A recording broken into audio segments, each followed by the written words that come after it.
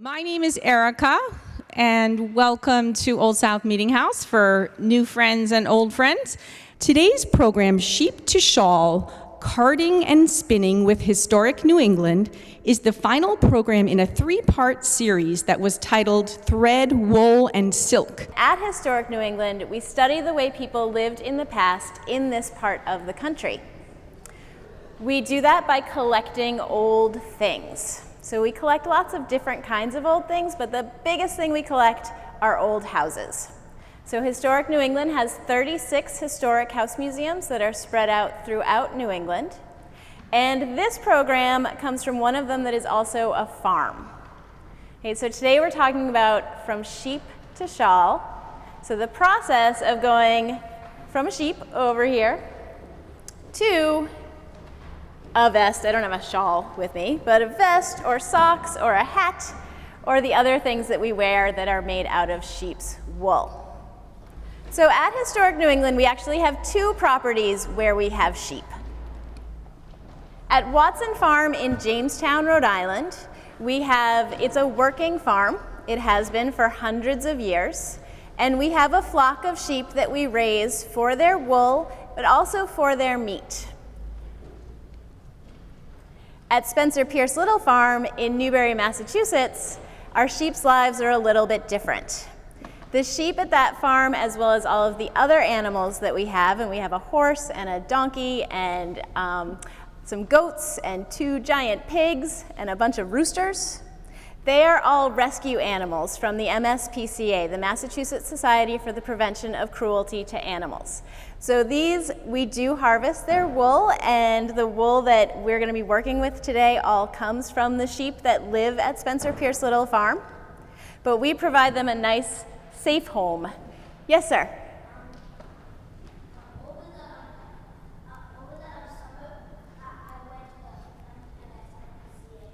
Over the summer, you went to the MSPCA. It's an excellent organization that helps a lot of animals in need, and we're very lucky that we get to have some of them live on the farm.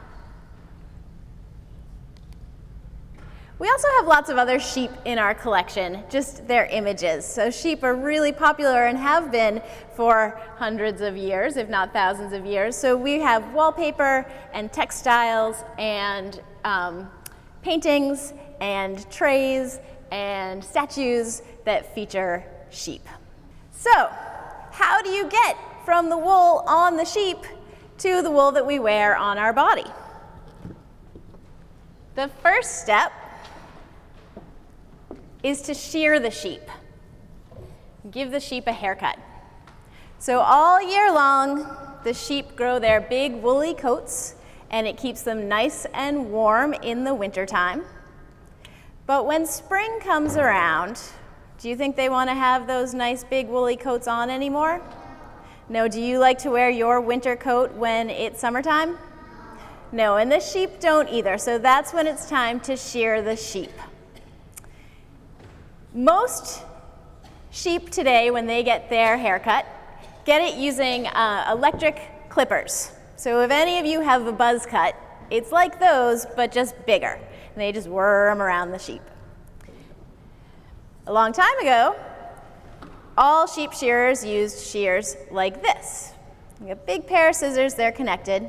And when our sheep at Spencer Pierce Little Farm get their haircut, when they get sheared every spring, the sheep shearer who's pictured over here, he still uses these. And we used to have people that came and used buzzers. His name is Tim. Tim can shear the sheep faster with a pair of shears like this than any of the other shearers that we had that used the buzzers. Do you think it hurts the sheep when they get sheared? No. Does it hurt you to get your hair cut? No. So, here's my demonstration sheep. And this is a really little one. The real sheep are pretty big. But the sheep shearer holds them sort of semi-upright. And when they do that, it relaxes them. There's a nerve in their neck, and when there's pressure on that nerve, they kind of go to sleep a little bit. So they're very relaxed. They're also very heavy. And a good sheep shearer can take all of the wool, the fleece, off the sheep in one piece. Okay, so they start at the head and they go around the ears, down the back of the neck, over one leg and the other leg. Sometimes I call these arms, but sheep don't have arms, right? 4 legs. Down their back, down their hind legs. And when they're done, the little sheep, who's now a little naked sheep, runs off to join the flock. And the shearer is left with one big sheep-shaped fleece. Okay, so this is what it's called. It's called a fleece. Now, the funny thing is, little Mr. Naked Sheep, he and his friends, they don't recognize each other anymore. They've gotten so used to seeing each other with their big winter coats on that it takes them a little while. So they go around to their friends and they sniff each other and they recognize each other by their smells. So then they're happy and they hang out with their friends some more. I have too many pieces of technology here. All right. So we've got this fleece. All right, can I put it on my head and hey, I've got a hat? No. This thing is dirty. These sheep have been living outside all year in their barnyard. It's got lots of gross stuff in it. So the next step is to pick the wool. The picture here is from Spencer Pierce Little Farm. Kim will recognize this picture because one day each spring after the sheep get sheared, we all go to Spencer Pierce Little Farm and we spend a very messy but pretty fun day picking the fleece. And picking the fleece is pretty much exactly what it sounds like. First you cut off the really nasty bits, and that's called skirting the wool. So you want to get rid of the thick stuff that's just definitely ruined, probably the part that was around the sheep's hind quarters. You can use your imagination why that would be the worst part. But the rest of it, you pick it apart and you stick it back together. And what happens when you do that is that all the little wood shavings, knots and things like that, they fall out. Okay, so you do this all day. By the end of the day, your hands are not only filthy, but they're also really, really soft. Wool, sheep make a special thing called lanolin. So lanolin is a special oil that sheep produce that's in their wool. And you can buy lanolin, purified lanolin. It's pretty expensive. It's a great moisturizer. But the sheep have it, and what it does is it keeps them dry and protected. You will never see a soaking wet sheep, just like you'll never see a soaking wet duck, right? The water rolls right off of their wool because that lanolin makes them a little bit waterproof. Okay, I see a couple hands.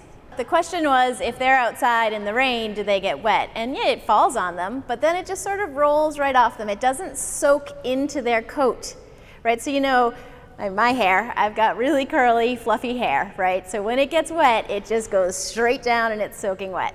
That wouldn't happen to a sheep. Their hair would stay nice and fluffy. Yes?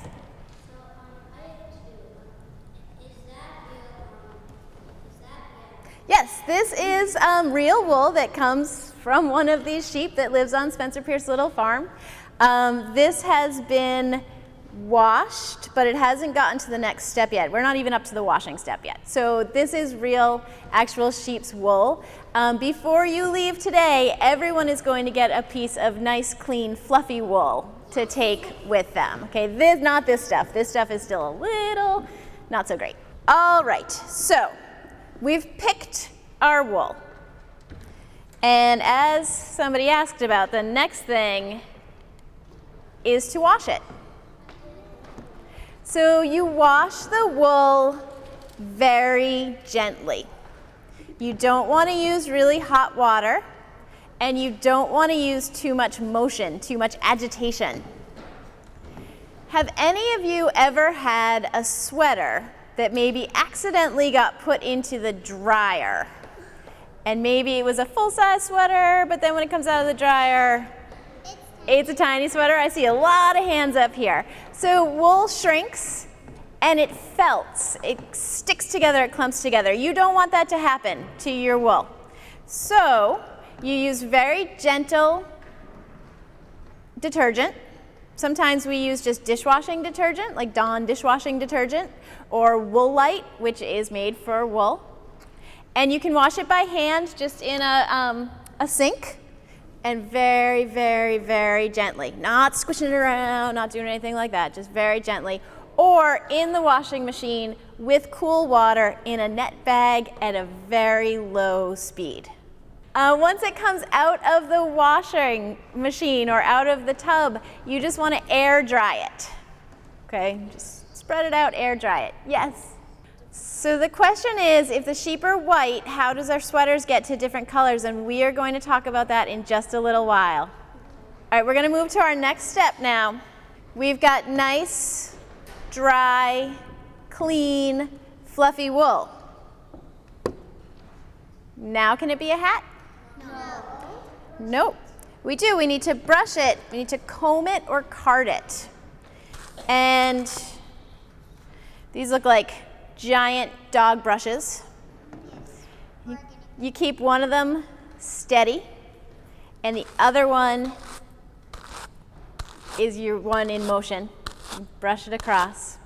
Now, if when you're carding your wool, you're like, oh, I can't do this, it's so hard, it's so hard. You are working way too hard. You don't want to mash the pins on here together. You just want to gently brush the surface. So what you're doing when you're doing this, let's see if I can get a good piece. You are stretching those wool fibers, and you're making them go from being all crazy and lumpy and going in a million different directions. You're starting to straighten them out so they're starting to go in the same direction. If you can see those starting to straighten out. So when you take it off the card, I could have done this for longer, but you see the difference between this and this? It's fluffier, it's lighter, and it is not going in quite so many different directions. This now has a special name. This is called roving. And roving is wool that has been washed and carded and is ready to be spun. Okay, so now our wool fibers are all going in the same direction. I will say this is not hand carded roving. What we do after we spend that day picking the wool is we box it up and we send it to a farm in Maine, where there's some ladies who have a wool carding machine, and they card it for us and they send it back. Okay, so we're on to our next step. And our next step is to spin the wool, because this is lovely. It's very nice. Is it ready to be a hat yet? No. It's just going to pull apart. If I tried to knit with this or do anything with it, it's just going to go apart. It doesn't have any strength. So spinning the wool using a spinning wheel, I've got a tiny model of a spinning wheel here, or in one of a couple other ways, which I'll show you in just a second, adds strength to the wool. The spinning wheel is a really useful tool to take this roving and turn it into what? What are you making with the spinning wheel? What is string, or what's another word for that? Yarn, exactly. Now the spinning wheel is not the only way. This is called a drop spindle. This is an earlier machine. It uses gravity as the tension to pull this down, and then you spin it. And I have to say, I am terrible at this. It's a real skill. I have heard that women all over the world, right, because sheep are raised all over the world, not just here in New England, but all over the world, people raise sheep to use their wool for clothing, And this is a very simple machine, and people could walk for miles and miles and miles spinning their wool as they went. You see what I just did when I tried? It just broke apart. I'm not good at it. But when you use it, the exciting thing seems to be down here where all this spinning is happening. That's not the real exciting part. The exciting part is up here, where that fluff is getting thinner, it's getting longer, and those fibers are locking together, and it's making string. So this takes a lot longer than a spinning wheel. Another way to spin wool, which takes even longer than that, is to do it by hand. So, do I have a volunteer who would like to come up and help me demonstrate how this works? In the purple jacket? All right, now you could do this by yourself, but it's easier with a partner. So, you're going to hold one end. What's your name? Gabriella. Gabriella. Gabriella's going to hold one end. I'm going to hold the other end. Gabriella, you want to pull it gently towards yourself. That's good. You want a nice bit of tension. And now we're going to twist in 2 different directions. So Gabriella, I want you to twist towards the back wall, and I'm going to twist that way. So when I say twist, go that way. All right, you go that way and I'll go the other way. We'll do what's comfortable. As we do this, do you see already it's getting tighter? All right, I'm going to have you stop. Pull it towards yourself more. All right, and keep spinning. Keep going in the same direction. Hold your fingers at the very, very end. Yep, there you go. Keep them at the very, very end. And as we do it, pull it gently towards yourself. Keep pulling.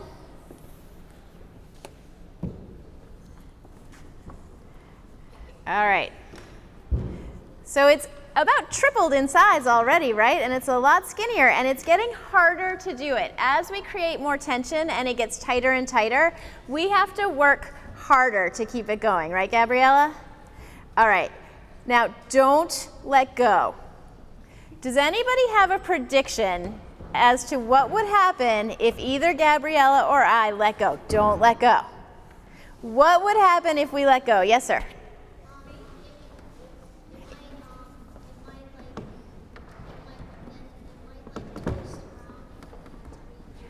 It's going to come completely unraveled, and we would have to redo it completely. Nothing is locking in our twist yet. So we're just going to twist maybe 5 more times. Twist, twist, twist, twist, twist, twist, twist, twist, twist. All right. So we need to do something to lock in our twist. Does anyone have a guess as to what might work? Yes, sir. Okay. Yep. Make a knot. Not make a knot. If we made a knot, the knot would hold, but the ends would come untwisted. Yes.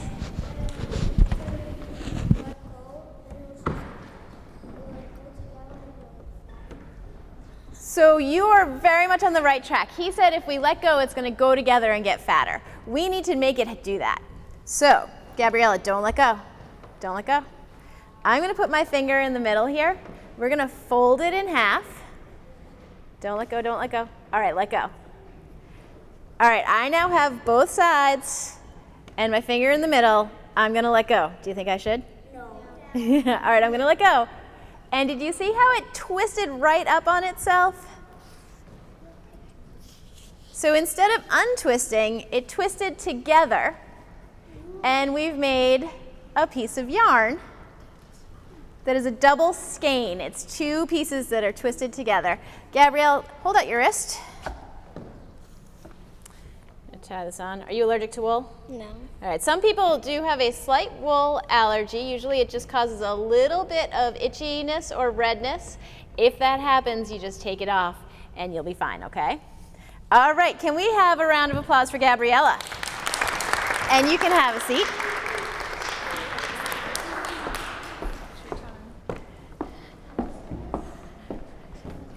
Before we leave today, everyone is going to get a piece of roving, the same length as the one that Gabriella just got. Again, if we have time, you can work with a partner to twist it together. If not, you can bring it back to school and do it there, and I'm sure that Gabriella would be happy to assist now that she's an expert in hand spinning. We've got a couple more steps though before we get to that. So we have yarn now. We have spun the wool and we have made yarn. Who asked me about the color? All right. So the next step is to dye the yarn if you want to. You don't have to. This is some very nice yarn spun from a white sheep that could be made into all sorts of things. This yarn is brown and white. How is that possible? It is not dyed. Yes, sir. All right, so maybe we had a sheep that was half brown or half white. Usually sheep are just one color, but you are very much on the right track. Yes. It is made from two different sheep. One is brown, one is white. It was spun together to make the white and brown wool. But sometimes we want fancier colors. Do sheep come in purple? No. No. Do sheep come in blue? No. No. So, you need to dye the yarn. And you don't actually need to dye the yarn. You can dye at a few different parts in the process. This is roving, right? Back, this stuff. This is roving that's been dyed before it was spun into yarn. You could also knit a hat, say, out of this, and dye the full hat. Okay, so dyeing can happen in a few different times. Today, most dyes are made of chemicals. Way back, there weren't those chemicals. Why do you think there's a giant bug shown on the slide here? Yes? Maybe they use like the bug's blood to color. So it's not the bug's blood. That would be really hard to get just the blood out of the bug. The juice, well, when you crush the bug up. So this is a type of beetle called a cochineal. It's a cochineal beetle. It is red. When you grind it up and mix it with hot water, what color dye do you think that it makes? Dark red. Yeah, a dark red. Can you think of anything else from nature that we could make dyes from? Yes. Oh, okay, so maybe other kinds of bugs that have colors. Yes. Foods and berries. So foods and berries, right? So especially, can you think of one type of vegetable that would make a similar color dye to the cochineal? Not red peppers. Have any of you ever had a beet? So beets are notorious. They have really strong pigments, strong color to them. So you could use a beet to dye. The skins of an onion work well. Crushed berries. Okay, all sorts of different things. All right, we're gonna move on. And our final step would be to finally take that yarn that you have made and dyed, if you want to, and knit it into your shawl or your vest or your socks or your hat. Before that, you might use a tool like this. This is called a nitty knotty. And the nitty knotty is used to measure out your yarn to make it into a skein or a ball. So you wrap it around here and you can take it off, and then you've got a nice, neat, measured amount of yarn. Knitting is not the only thing that you could do with your yarn. So these socks were knit with knitting needles, like our friend up here. This vest was knit. But this placemat was not knit. And it's not crocheted, although crochet is another thing you can do with yarn. Anyone have an idea? It is not sewn. Yep. Well, it was made on a loom. And so what do you do on a loom? You weave. So this is woven using a loom. Yep.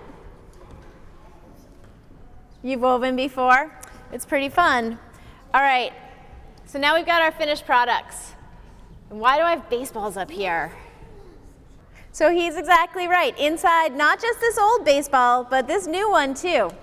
There's a core of cork, but then wrapped around that core, there's a mile's worth of wool yarn, wrapped all around it and then covered with the leather. And baseball manufacturers have tried all sorts of newfangled things to try to do it, but nothing quite reproduces the spring that you get from that wool core. Okay, so when the bat hits the ball, it just squishes a little bit before it goes back out. And so every baseball has wool in it. Thank you, everybody, and let's have a round of applause for Historic New England. What's that? Chow time, that's what that is. That is a very, very big lion's mane jelly, and they are absolutely delicious, apparently. So I'm told. So as you can see now, leatherbacks are not the cleanest eaters. This kind of reminds me of my almost 2-year-old, in fact.